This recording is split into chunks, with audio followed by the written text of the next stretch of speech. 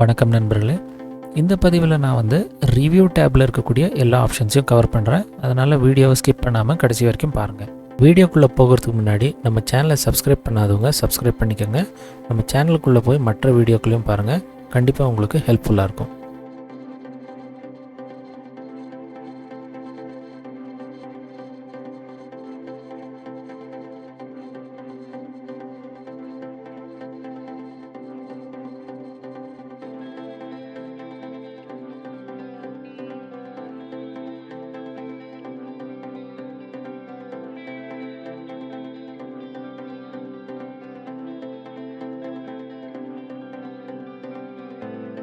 முதல்ல spelling option.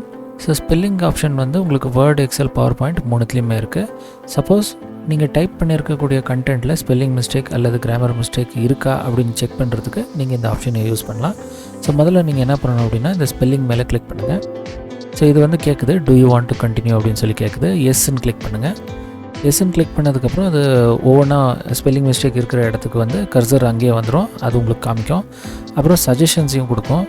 இது என்ன சொல்லுது அப்படின்னா, இந்த வேர்டு தப்பாக இருக்குது, அதுக்கு பதிலாக நீங்கள் இங்கே இருக்கிற சஜஷனில் இருக்கக்கூடிய ஏதாவது ஒரு வார்த்தையை செலக்ட் பண்ணுங்கள் அப்படின்னு சொல்லுது. நமக்கு ஓரளவுக்கு இங்கிலீஷ் தெரிஞ்சால் தான் இந்த ஸ்பெல்லிங் ஆப்ஷனை யூஸ் பண்ண முடியும். இப்போ இது யாருக்கு யூஸ் ஆகும் அப்படின்னு கேட்டிங்கன்னா, நிறைய பேர்த்துக்கு எழுதுகிறப்ப ஸ்பெல்லிங் வராது, ஆனால் படிக்கிறப்ப அவங்க படிச்சிருவாங்க.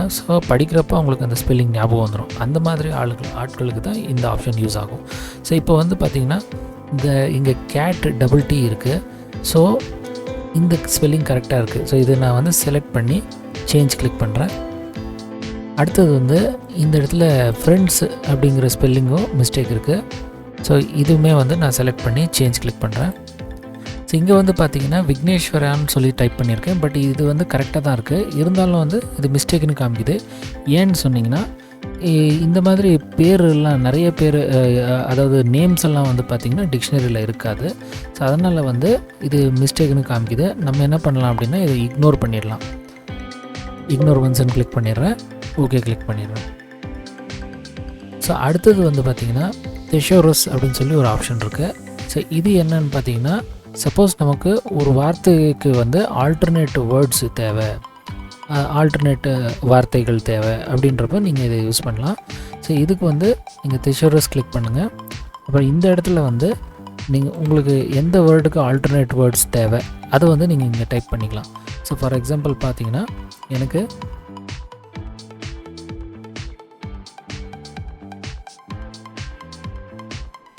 மூவ் அப்படின்னு சொல்லி நான் டைப் பண்ணி என்டர் கொடுக்குறேன். மூவ்னுடைய ஆல்டர்னேட் வேர்ட்ஸு என்ன அப்படின்றது அது இங்கே காமிக்கும். மூவ்ன்றது சேஞ்சுன்னு இருக்குது, ட்ரான்ஸ்ஃபர்ன்னு இருக்குது. இப்படி ஆல்டர்னேட் வேர்ட்ஸு நீங்கள் பார்த்துக்கலாம். அது மட்டும் இல்லாமல் இந்த வார்த்தையினுடைய ஆன்டோனிம் கூட இருக்குது பாருங்கள், அதாவது ஆப்போசிட் வேர்டு. அதுவும் கூட இங்கே இருக்குது. சரிங்களா?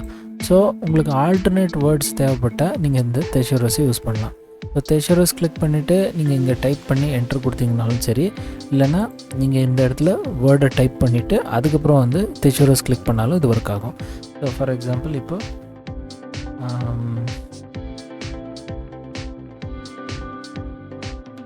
பியூட்டிஃபுல்னு சொல்லி டைப் பண்ணுறேன். அதை செலக்ட் பண்ணிவிட்டு தெசோரஸ் கிளிக் பண்ணுறேன். இப்போ பார்த்தீங்கன்னா இந்த தெசோரஸில் இங்கே காமிக்குது பாருங்கள். ஆல்டர்னேட் வேர்ட்ஸு இங்கே உங்களுக்கு லிஸ்ட்டு கிடைக்குது, ஆப்போசிட் வேர்டும் கிடைக்குது. அடுத்தது ஸ்மார்ட் லுக்கப். இந்த ஸ்மார்ட் லுக்கப் அப்படிங்கிறது என்ன அப்படின்னு பார்த்தீங்கன்னா, கொஞ்சம் நமக்கு இந்த டிக்ஷனரி, அதாவது மீனிங்கு இதெல்லாம் தாண்டி கொஞ்சம் எக்ஸ்ட்ரா இன்ஃபர்மேஷன் தேவை அப்படின்னு வச்சுக்கோங்க. அந்த டைமில் நம்ம கூகுள் யூஸ் பண்ணி சர்ச் பண்ணுறோம் இல்லைங்களா? அதே மாதிரி தான் வச்சுக்கோங்க. இந்த ஸ்மார்ட் லுக்கப்புக்காக நான் சில எக்ஸாம்பிள்ஸ் இங்கே டைப் பண்ணி வச்சுருக்கேன். இப்போ நான் இங்கே லயன்னு சொல்லி டைப் பண்ணி வச்சுருக்கேன். இந்த தெசோரஸை க்ளோஸ் பண்ணிடலாம். இந்த லயனுடைய வேரியேஷன்ஸும் நான் இங்கே டைப் பண்ணியிருக்கேன். இப்போ லைன் இமேஜ், லைன் ட்ராயிங் இப்படிலாம் டைப் பண்ணி வச்சுருக்கேன். ஒரு சென்டென்ஸை கூட நான் டைப் பண்ணியிருக்கேன். இப்போ நான் ஒவ்வொன்றா செலக்ட் பண்ணிவிட்டு இந்த ஸ்மார்ட் லுக்கப் கிளிக் பண்ணலாம், என்ன ஆகுதுன்னு பார்க்கலாம். முதல்ல லைன் செலக்ட் பண்ணியிருக்கேன். ஸ்மார்ட் லுக்கப் கிளிக் பண்ணுங்கள். இப்போ இது என்ன பண்ணும் அப்படின்னு கேட்டிங்கன்னா, ஆன்லைன்லேருந்து இன்ஃபர்மேஷனை வந்து புல் பண்ணி உங்களுக்கு அங்கே டிஸ்பிளே பண்ணோம். ஸோ இங்கே என்ன வார்த்தை இருக்கோ அதுக்கு தகுந்த மாதிரி ஒரு வகையில் கூகுள் சர்ச் மாதிரி இருந்தான்னு வச்சுக்கோங்க.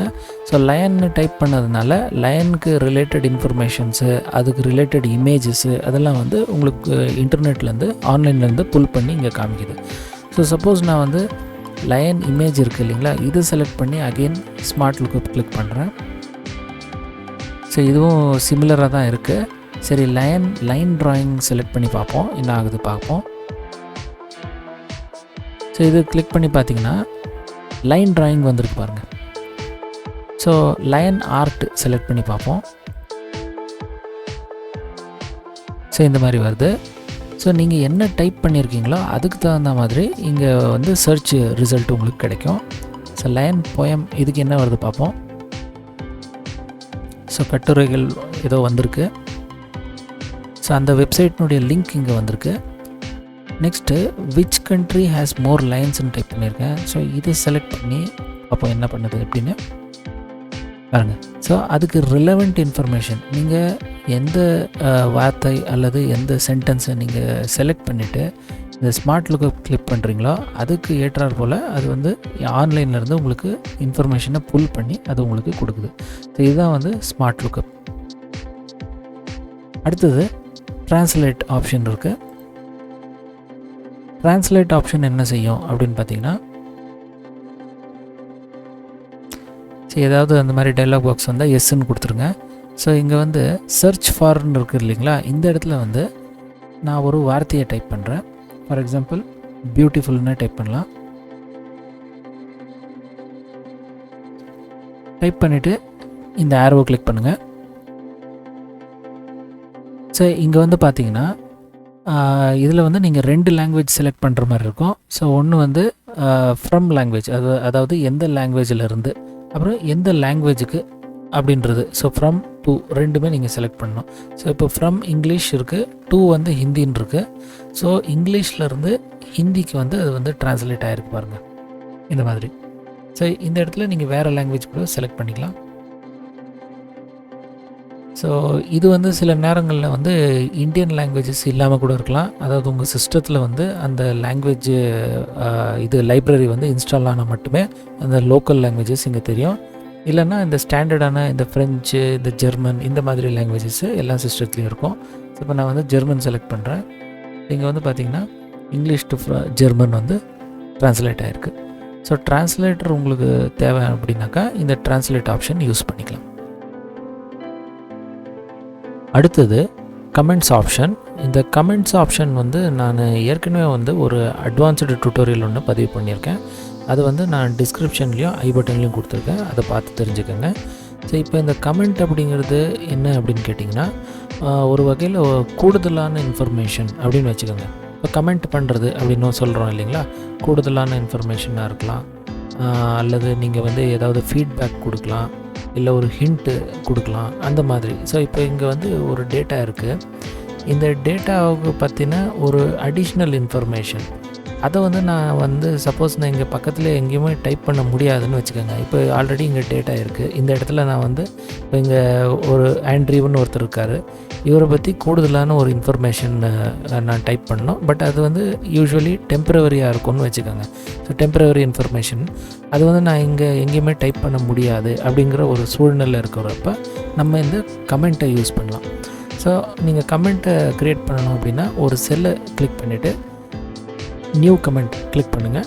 ஸோ அந்த கமெண்ட் விண்டோக்குள்ளே நீங்கள் வந்து அதுக்குண்டான கமெண்ட்டை டைப் பண்ணலாம். ஃபார் எக்ஸாம்பிள் இவர் வந்து நம்ம எம்ப்ளாயின்னு வச்சுக்கோங்க, அவர் வந்து சேலரி அட்வான்ஸ் வாங்கிட்டார். நான் வந்து சேலரி அட்வான்ஸ் அப்படின்னு போட்டுக்கலாம்.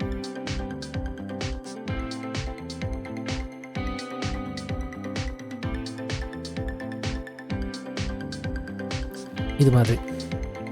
ஸோ கமெண்ட் டைப் பண்ணி முடித்ததுக்கப்புறம் வெளியில் நீங்கள் கிளிக் பண்ணிடலாம். ஸோ இந்த கமெண்ட்டு வந்து அந்த செல்லில் இருக்குது அப்படிங்கிறதுக்கு என்ன ஒரு இது அப்படின்னாக்கா, இங்கே வந்து ஒரு ரெட் மார்க் ஒன்று தெரியுது பாருங்கள், இதுக்கு வந்து கமெண்ட் இண்டிகேட்டர்னு சொல்லுவாங்க. ஸோ இந்த ரெட் மார்க் இருந்தால் அங்கே கமெண்ட் இருக்குதுன்னு அர்த்தம். மவுஸ் அங்கே கொண்டு போனீங்கன்னா அந்த கமெண்ட் வந்து டிஸ்பிளே ஆகும். ஸோ இது போல் நீங்கள் வந்து கமெண்ட்ஸ் வந்து ஒரு ஒர்க் ஷீட்டுக்குள்ளே எத்தனை கமெண்ட்ஸ் வேணாலும் நீங்கள் இன்சர்ட் பண்ணிக்கலாம். ஸோ சப்போஸ் நான் வந்து இந்த செல்லுக்கு ஒரு கமெண்ட் கொடுக்கணும்னு வச்சுக்கோங்க. இல்லைன்னா இந்த செல்லுக்கு ஒரு கமெண்ட் கொடுக்கணும். இதை வந்து நான் செலக்ட் பண்ணிவிட்டு நியூ கமெண்ட் கொடுக்குறேன்.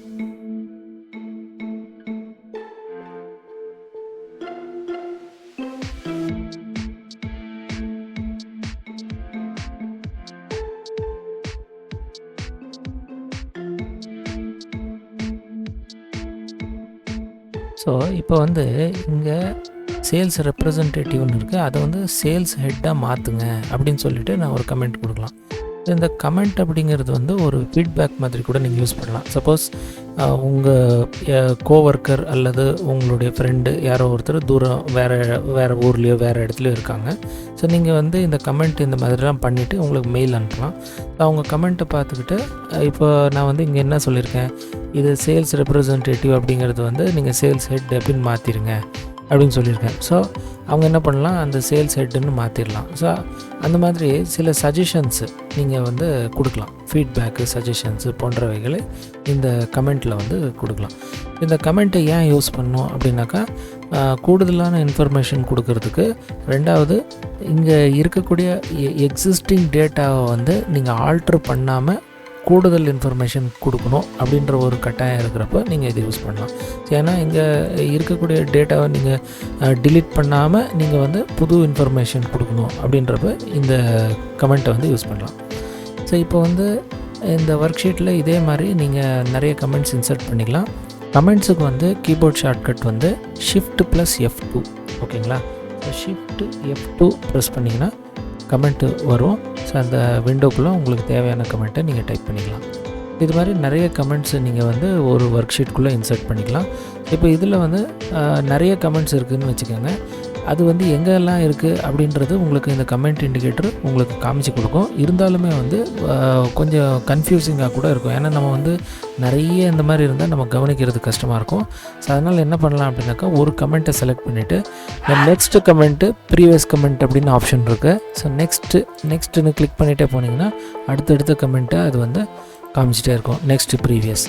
ஸோ இந்த கமெண்ட் வந்து உங்களுக்கு தேவையில்லை அப்படின்றப்ப நீங்கள் வந்து கமெண்ட்டை டிலீட் பண்ணிக்கலாம். இந்த மாதிரி டிலீட் பண்ணிக்கலாம். ஸோ இப்போ வந்து இந்த கமெண்ட் வந்து நமக்கு வந்து பர்மனெண்ட்டாக டிஸ்பிளே ஆகணும் அப்படின்றப்ப இந்த ஷோ ஆல் கமெண்ட்ஸ் அப்படின்னு ஒரு ஆப்ஷன் இருக்குது. இதை நீங்கள் கிளிக் பண்ணலாம். இதை கிளிக் பண்ணிங்கன்னா எல்லா கமெண்ட்ஸுமே வந்து டிஸ்பிளே ஆகும். சப்போஸ் நமக்கு வந்து ஏதோ ஒரு கமெண்ட் மட்டும் பர்மனெண்ட்டாக டிஸ்பிளே ஆகணும் அப்படின்றப்ப இதை ஆஃப் பண்ணிவிட்டு அந்த கமெண்ட் இருக்கிற செல்லை செலக்ட் பண்ணிவிட்டு ஷோ ஹைடு கமெண்ட்டுன்னு இருக்குது பாருங்கள், இதை கிளிக் பண்ணிங்கன்னா அந்த செல்லினுடைய கமெண்ட் மட்டுமே டிஸ்பிளே ஆகும். மற்றதெல்லாம் ஹைடாகி தான் இருக்கும். ஓகேங்களா. ஸோ இது வந்து கமெண்ட்ஸ் ஆப்ஷன். கமெண்ட்ஸினுடைய அட்வான்ஸ்டு டாபிக் வந்து நான் வேறு ஒரு பதிவில் வந்து கவர் பண்ணியிருக்கேன். அது வந்து டிஸ்கிரிப்ஷனில் இருக்குது, அதை பார்த்து தெரிஞ்சுக்கோங்க. ஸோ நெக்ஸ்ட் வந்து இங்கே ஷோ இங்க்குன்னு ஒரு ஆப்ஷன் இருக்குது. இந்த ஷோ இங்க் அப்படிங்கிறது என்னன்னு கேட்டிங்கன்னா, இப்போ சப்போஸ் நீங்கள் வந்து இந்த ஸ்டைலஸ் பென், அதாவது இந்த டேப்லெட் மாதிரி இருக்கும் பாருங்கள், அதில் வந்து பென் வச்சு எழுதுவாங்க. அந்த எழுதுனீங்கன்னா அது வந்து டைரெக்டாக வந்து உங்களுக்கு இங்கே எக்ஸலில் வர மாதிரி ஒரு ஃபீச்சர் அது. இப்படி நீங்கள் ஸ்டைலஸ் பென் யூஸ் பண்ணி எழுதின ஒரு இதை வந்து நம்ம ஷோ ஹைட் பண்ணுறதுக்கு உண்டான ஆப்ஷன் தான் இந்த ஆப்ஷன். ஸோ இதுக்கு வந்து முதல்ல நான் இங்கே வந்து அடிஷ்னலாக ஒரு டேப் ஒன்று இருக்குது. ஸோ அதை வந்து நம்ம எனேபிள் பண்ணிக்கலாம். ஸோ ஃபைல் போயிட்டு ஆப்ஷன்ஸ் போயிருங்க, கஸ்டமைஸ் ரிப்பன் போயிடுங்க. இந்த இடத்துல ஆல் டேப்ஸ்ன்னு செலக்ட் பண்ணிக்கோங்க. இந்த இடத்துல வந்து பார்த்திங்கன்னா பென்ஸுன்னு ஒன்று இருக்குது பாருங்கள், இங்க் டூல்ஸ் இருக்குது, அதில் வந்து பென்ஸுன்னு இருக்குது. அது செலக்ட் பண்ணி ஆட் கொடுத்துருங்க, ஓகே கொடுத்துருங்க. ஸோ இப்போ வந்து பார்த்திங்கன்னா உங்களுக்கு பென்ஸுன்னு ஒரு டேப் வந்து ஆட் ஆகிருக்கும். ஸோ இந்த ஆப்ஷன்லாம் வந்து டிசேபிள்டாக இருக்குது. ஏன்னு கேட்டிங்கன்னா நான் வந்து டேப்லெட்டை வந்து கனெக்ட் பண்ணல. ஸோ அப்போ வந்து இதை யூஸ் பண்ண முடியாதா அப்படின்னு கேட்டிங்கன்னா யூஸ் பண்ணலாம். எப்படின்னு கேட்டிங்கன்னா இங்கே திக்னஸ்ன்னு இருக்குது பாருங்கள், இதில் ஏதாவது ஒன்று செலக்ட் பண்ணிக்கோங்க. செலக்ட் பண்ணிக்கிட்டு நீங்கள் வந்து இப்படி எழுதிக்கலாம், பிரச்சனை இல்லை. ஸோ இப்போ வந்து இப்படி எழுதியிருக்கீங்க பார்த்தீங்களா, மவுஸ் யூஸ் பண்ணி அல்லது அந்த ஸ்டைலஸ் யூஸ் பண்ணி எழுதியிருப்பாங்க இல்லைங்களா, அதை வந்து ஹைடு பண்ணுறதுக்கு தான் இந்த ஆப்ஷன். இப்போ இந்த ரிவ்யூ போயிட்டு ஷோ இங்க்கு இது வந்து ஆஃப் பண்ணிங்கன்னா அது வந்து ஹைட் ஆகும், வேறு ஒன்றும் கிடையாது. இந்த ஆப்ஷன் வந்து அந்த ஸ்டைலஸ் பென் யூஸ் பண்ணி நீங்கள் எழுதியிருந்தால் அதை வந்து ஹைடு பண்ணுறதுக்கு உண்டான ஆப்ஷன் தான் இந்த ஷோ இங்க், வேறு ஒன்றும் கிடையாது. அடுத்தது ப்ரொடெக்ட் ஷீட். ப்ரொடெக்ட் ஷீட் அப்படிங்கிறது என்னன்னு கேட்டிங்கன்னா, இந்த ஒர்க் ஷீட்டுக்குள்ளே இருக்கிற கண்டென்ட்டை வந்து நீங்கள் பாஸ்வேர்ட் போட்டு ப்ரொடெக்ட் பண்ணலாம். அதாவது அதை டிலீட் மற்றவங்க யாராவது டிலீட் பண்ணக்கூடாது அப்படின்னு நீங்கள் நினச்சிங்கன்னா ஒரு பாஸ்வேர்ட் போட்டு அதை ப்ரொடெக்ட் பண்ணலாம். சரி, இங்கே வந்து protect sheet, protect work book அப்படின்னு சொல்லி 2 தனித்தனி ஆப்ஷன் இருக்குது. ப்ரொடெக்ட் ஷீட் என்ன பண்ணோம் அப்படின்னு கேட்டிங்கன்னா, ஷீட்டுக்கு உள்ளே நீங்கள் டைப் பண்ணி வச்சுருக்கீங்க பார்த்தீங்களா, அதை வந்து ப்ரொடெக்ட் பண்ணோம். ஆனால் ப்ரொடெக்ட் ஒர்க் புக் அப்படிங்கிறது வந்து கண்டென்ட்டை ப்ரொடெக்ட் பண்ணாது, ஒர்க் ஷீட்டை வந்து ப்ரொடெக்ட் பண்ணோம். So work sheet related options. இப்போ நீங்கள் வந்து இந்த ஷீட் இருக்குது பாருங்கள், இந்த ஷீட் டேப் மேலே நீங்கள் ரைட் கிளிக் பண்ணிங்கன்னு வச்சுக்கோங்க. ஸோ இந்த இடத்துல வந்து insert, delete, rename, move or copy இப்படி இந்த ஆப்ஷன்ஸ் எல்லாம் இருக்குது இல்லைங்களா, இந்த ஆப்ஷன்ஸை வந்து அது டிசேபிள் பண்ணி விட்ரும். ஸோ முதல்ல நம்ம வந்து ஒர்க் ஷீட் ப்ரொடெக்ஷன் எப்படி பண்ணுறது அப்படின்றத பார்க்கலாம். ஸோ இப்போது நான் வந்து ஷீட் 2ல் இருக்கேன். ப்ரொடெக்ட் ஷீட் அப்படின்னு சொல்லி கிளிக் பண்ணுறேன். இங்கே ஃபஸ்ட்டு 2 ஆப்ஷன் டிஃபால்ட்டாகவே எனேபிள்டாக இருக்குது, அதை அப்படியே எனேபிள்டாக வச்சுக்கோங்க. இப்போ இங்கே வந்து உங்களுக்கு தேவையான பாஸ்வேர்டை நீங்கள் டைப் பண்ணிக்கலாம். சரி, அதுவும் இல்லாமல் இங்கே வந்து இந்த ப்ரொடெக்ட் ஒர்க் ஷீட் அப்படிங்கிற ஆப்ஷனும் வந்து டிக் மார்க் இருக்கணும். ஸோ இப்போ வந்து உங்களுக்கு தேவையான பாஸ்வேர்டை நீங்கள் டைப் பண்ணிக்கோங்க. ஓகே கிளிக் பண்ணுங்கள். மறுபடியும் பாஸ்வேர்டு ரீஎன்ட்ரு பண்ண சொல்லி கேட்கும். ஒன்ஸ் அகெயின் நீங்கள் வந்து ரீஎன்ட்ரு பண்ணிவிடுங்க. டைப் பண்ணிவிட்டு ஓகே கொடுத்தீங்கன்னா, இப்போ நீங்கள் வந்து இங்கே எங்கேயாவது நீங்கள் கர்சர் வச்சு டைப் பண்ணிங்கன்னா டைப் ஆகாது. சப்போஸ் செலக்ட் பண்ணி நீங்கள் டிலீட் பண்ணிங்கன்னா டிலீட் ஆகாது. காப்பி பண்ணலாம், ஆனால் பேஸ்ட் பண்ண முடியாது. காப்பி ஆகும், பட் வேறு இடத்துல நீங்கள் வந்து பேஸ்ட் பண்ண முடியாது. பேஸ்ட்டுன்னு சொல்லி கிளிக் பண்ணிங்கன்னா பேஸ்ட் ஆகாது. ஓகேங்களா? ஸோ இப்போ மறுபடியும் நீங்களே கூட இந்த இடத்துல வந்து கண்டென்ட்டை வந்து எடிட் பண்ணணும் அப்படின்னா ஷீட்டை வந்து அன்ப்ரொடெக்ட் பண்ணி தான் பண்ண முடியும். ஸோ அன்ப்ரொடெக்ட் கிளிக் பண்ணிவிட்டு பாஸ்வேர்டை நீங்கள் டைப் பண்ணணும், ஓகே கொடுக்கணும்.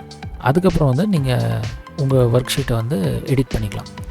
ஸோ இதில் கவனிக்க வேண்டிய ஒரு விஷயம் இருக்குது. சப்போஸ் நான் வந்து இங்கே ஷீட் 2ல் இருக்கிறப்ப ப்ரொடெக்ட் ஷீட் பண்ணுறேன்னு வச்சுக்கோங்க, என்ன ஆகும் அப்படின்னு கேட்டிங்கன்னா, இந்த ஷீட் 2 மட்டுமே ப்ரொடெக்ட் ஆகும்.